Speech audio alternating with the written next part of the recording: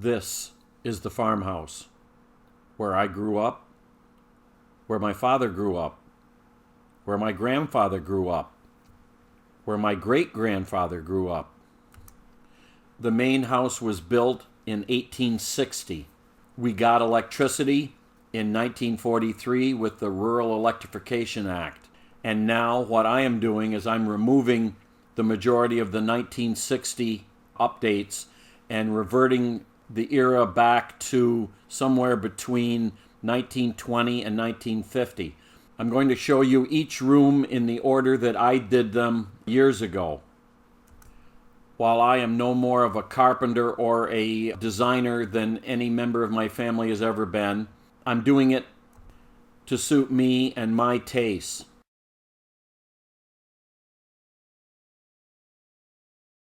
This is Book 8, the bathroom, and this is our 1960s bathroom. You can see the masonite wallboard and the masonite fake tiles below it. The one thing you don't see here, and I forgot to take a picture of it before I took the doors off, was to the left of the toilet, that built-in storage shelves. There were sliding doors on it that were that masonite again. Now what we intend to do with this bathroom is turn it back to 1957. As you can see, there is a American Standard 1957 toilet. We started this rebuild years ago when we were offered an original 5-gallon American Standard toilet. So we grabbed it, knowing that later on we were going to completely redo the bathroom. And what would a 1960s bathroom be without a 1960s vanity made with sawdust and glue? And if you notice the medicine cabinet, that interesting story on that. We picked it up from an old house that was going to be torn down when a road was going to be put through, and they needed more land, so the house was condemned, and we were given the opportunity to walk through and take anything we wanted. So we grabbed that medicine cabinet. However, you can see that it was just hung on the wall and not inset the way it should have been. And as you swing around farther to the right, you can see our fiberglass 4-foot tub, which was an improvement over the 3.5-foot clawfoot cast iron tub that used to be there. And of course, it had the standard 1960 fiberglass surround. And as we swing around a little bit farther, you can see that there was an area that the tub didn't go to the wall. So that fake wall was put up. And way in the back, you'll notice that bump out. Well, what that was the original door coming into the bathroom when we had the clawfoot tub. Well, when we got the fiberglass tub, that was closed off and it was inset bookshelf in the living room. So the door was moved over, and that's what you see there. So now we're back to the toilet again, and if you look down at the base of the toilet, you'll see that white band, and you might be wondering, what is that doing there? Well, I'm going to show you. So when we pulled the toilet, we noticed there was no flange at all. Back in the day, the way it was done is the cast iron stack was flush with the floor, and you just set your ring on and screwed the toilet directly to the floor. Well, since we were going to redo the bathroom at some point, we decided to fix that.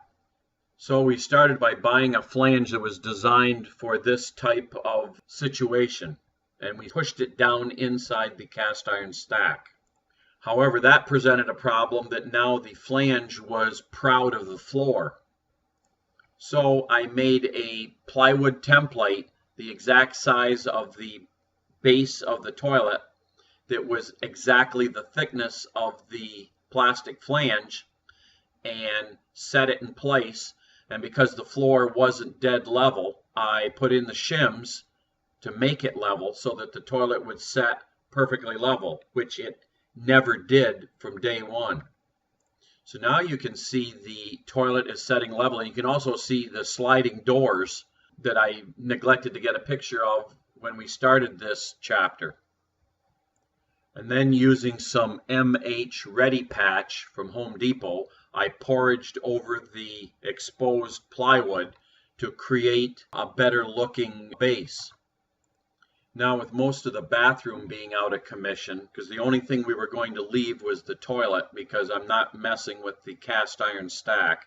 Everything else was going to go and be repositioned.